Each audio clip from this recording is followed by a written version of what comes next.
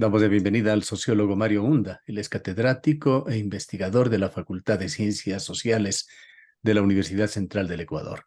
Sociólogo Hunda, quisiéramos conocer su punto de vista, su visión sobre este momento que está viviendo el país cuando hay una campaña electoral en marcha, aunque extraoficial. Bueno, ¿qué tal? Mucho gusto, muchas gracias por la invitación. Un saludo a todas las personas que se conectan para escuchar su programa y para ver su programa. Efectivamente, estamos en una campaña electoral un poco particular. Son unas elecciones anticipadas. Es una campaña corta y va a ser también un gobierno efímero el que resulte elegido en estas próximas elecciones. Esto le da un contenido particular a lo que ya han venido siendo tradicionalmente las campañas electorales. Porque, en primer lugar, no tenemos esta vez los candidatos que representan directamente a los partidos que de alguna manera han estado manejando el espectro político en el Ecuador, con la excepción de Revolución Ciudadana, que quizás por eso despunta tanto en las encuestas con las diferencias notables que las diversas encuestas nos muestran respecto a sus competidores. Claro que en el caso ecuatoriano esto de las encuestas hay que tomarlo con,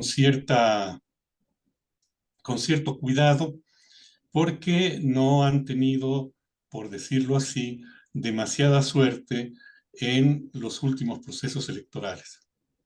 En todo caso, partiendo de aquellas encuestas que se tienen a la mano y cuando faltan aproximadamente 50 días para las elecciones, ¿qué lectura puede sacar?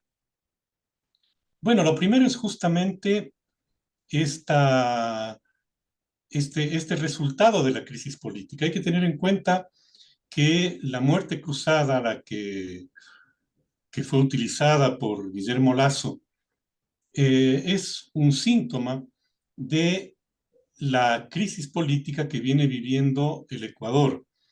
Y no únicamente en el gobierno de Lasso, sino de más atrás. Y esto también se expresa en el carácter de las elecciones.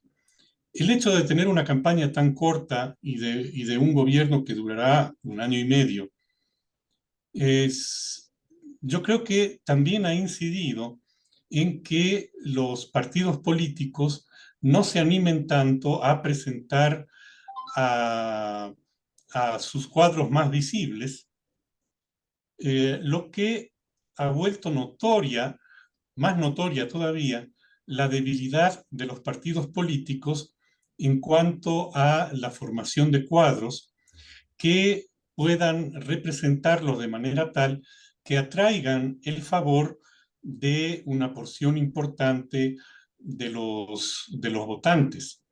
Entonces, este es un primer asunto que hay que tener en cuenta. Un segundo asunto es que efectivamente aparece la candidatura del correísmo, de Revolución Ciudadana, como punteando en las encuestas.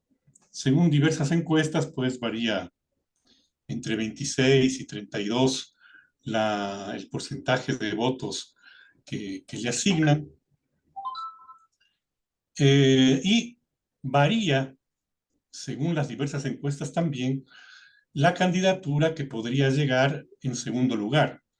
Es importante el segundo lugar porque es muy probable que no haya un triunfo en primera vuelta electoral, aunque la debilidad de las candidaturas restantes hacen que esa posibilidad esté de cualquier manera presente, ¿no?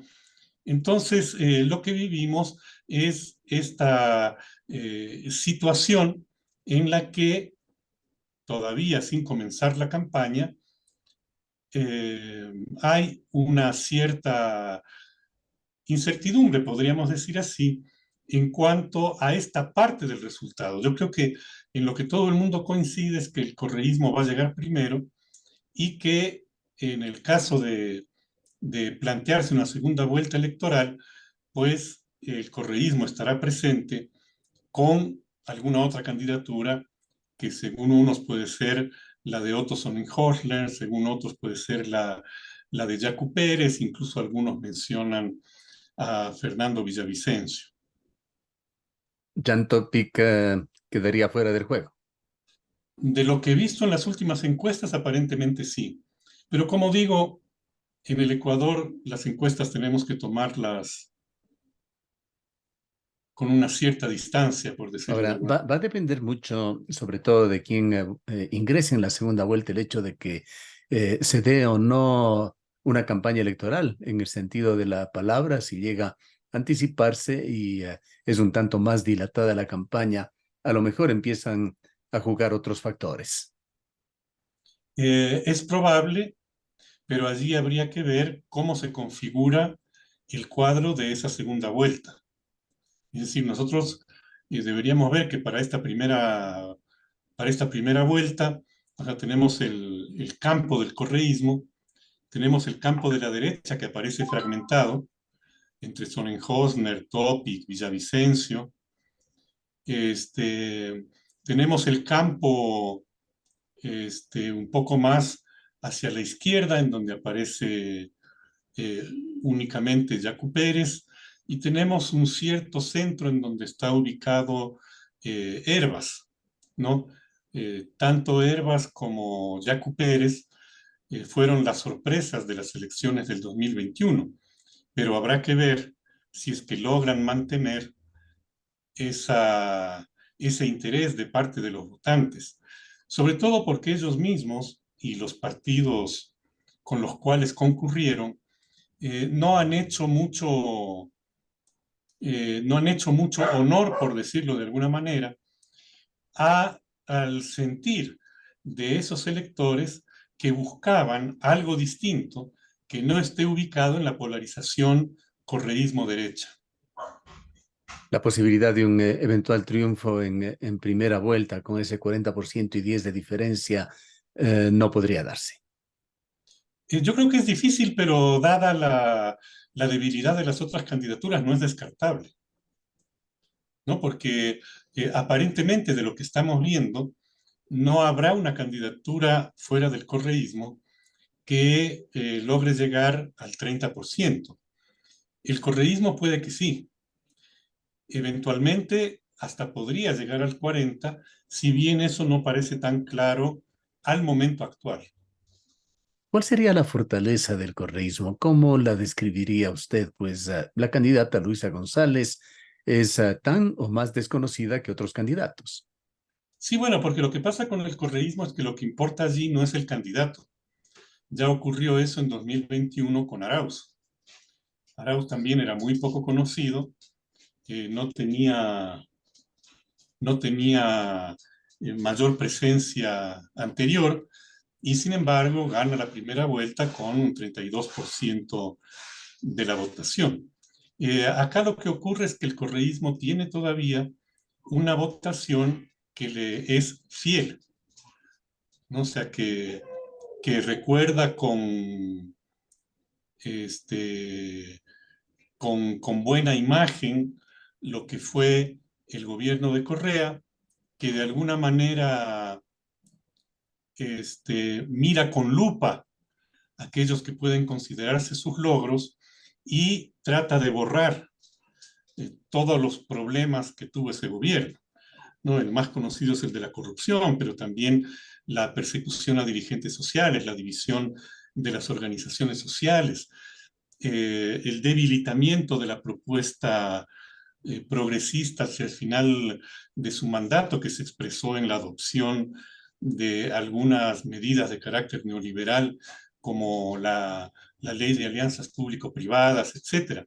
El votante que es correísta fiel pone todo esto en un segundo plano. Y yo creo que eso tiene que ver con lo que podríamos llamar la mala experiencia que sobre todo los sectores populares han tenido en los gobiernos posteriores a Correa, tanto en el de Moreno como en el de Lasso. Entonces, eso a ojos de este votante, pues amplifica y magnifica, ¿no?, su imagen del periodo correísta. Y mientras tanto, ¿cómo ve usted este periodo un tanto extraño que estamos viviendo con Guillermo Lasso, aún presidente, con funciones restringidas y con una proyección de terminar este mandato en los primeros días de diciembre? Bueno, el gobierno de Lasso fue siempre un gobierno débil. Llegó débil, hay que recordar que en la primera vuelta electoral apenas llega al 20% de la votación, por lo tanto, su triunfo en la segunda vuelta es con una votación prestada, digamos, con una votación que era más anticorreísta que a favor de la propuesta de Lasso. Esta debilidad se expresó en la debilidad parlamentaria que tuvo el bloque del oficialismo. Esto le lleva a una serie de alianzas puntuales y cambiantes, muy poco vinculadas con proyectos eh, políticos coherentes, y hacia el final queda más o menos claro, al momento de lanzarse a la muerte cruzada, que el único respaldo con el que cuenta realmente Lasso es el de los grupos empresariales y el de las Fuerzas Armadas. En esas condiciones, podríamos decir que esa debilidad más o menos se mantiene, que es lo que pudimos ver con los primeros decretos que envía a la Corte Constitucional. La Corte le aprueba el uno y le rechaza el otro. Hay que ver qué es lo que pasa con los siguientes.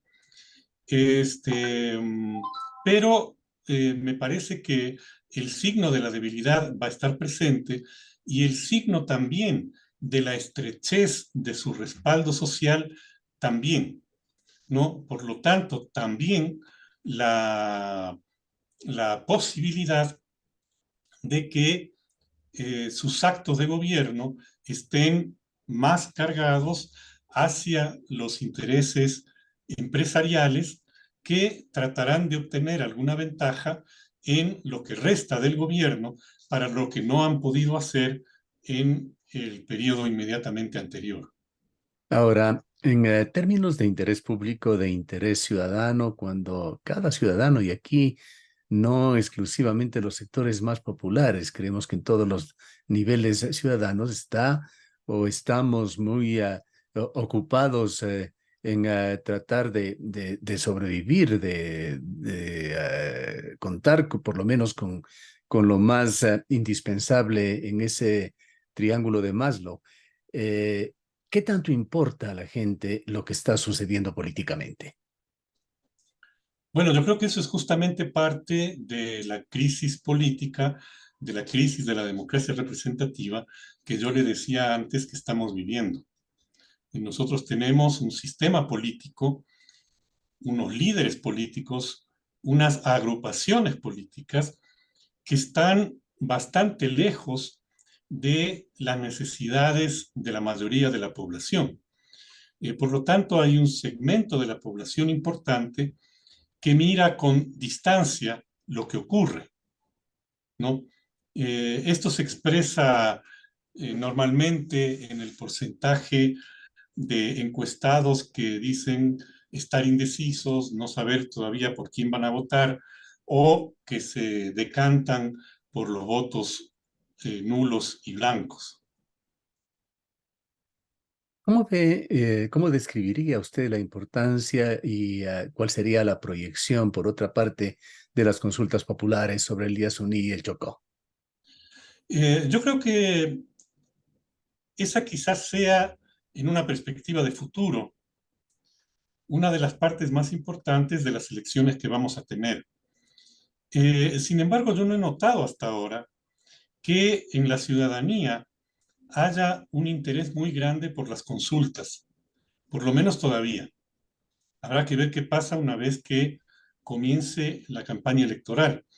Pero esas consultas, el resultado de esas consultas va a marcar en buena parte el sentido del desarrollo de la economía ecuatoriana y del desarrollo de la sociedad ecuatoriana, en el sentido preciso de si se va a profundizar el modelo extractivista que venimos arrastrando desde inicios de la década de 1970 con la extracción del petróleo y que se quiere incrementar ahora con la minería, o si el país podrá mirar hacia otras opciones de relación con la naturaleza, de relación de la economía con la naturaleza y de la relación de la economía con la sociedad.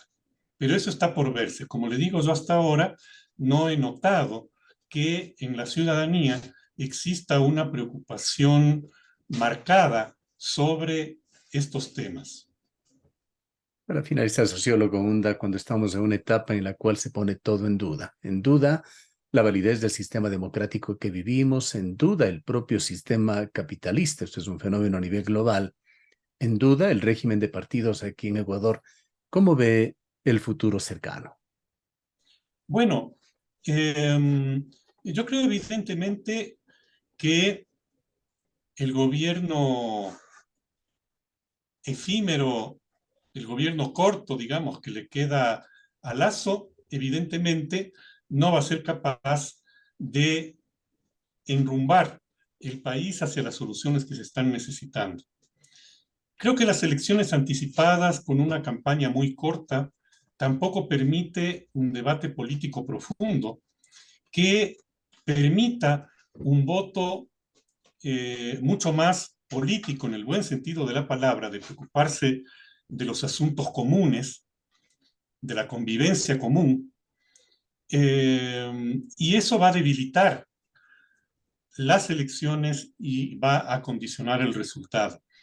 Y como el próximo gobierno va a ser también un gobierno efímero, me parece dudoso que puedan vislumbrarse cambios suficientes para que podamos pensar en un futuro mejor a este corto plazo del que estamos hablando. Creo que todo va a depender de que la sociedad, los ciudadanos, tomen más a su cargo los asuntos de la convivencia común y empiecen a tomar una actitud más activa, más participativa en estos asuntos. Si es que eso no ocurre, yo creo que seguiremos reproduciendo las espirales de la crisis que hemos estado viviendo en estos años. Bien, muchas gracias por habernos acompañado. No, muchas gracias a ustedes por la invitación. Declaraciones del sociólogo Mario Hunda, catedrático e investigador de la Facultad de Ciencias Sociales de la Universidad Central del Ecuador.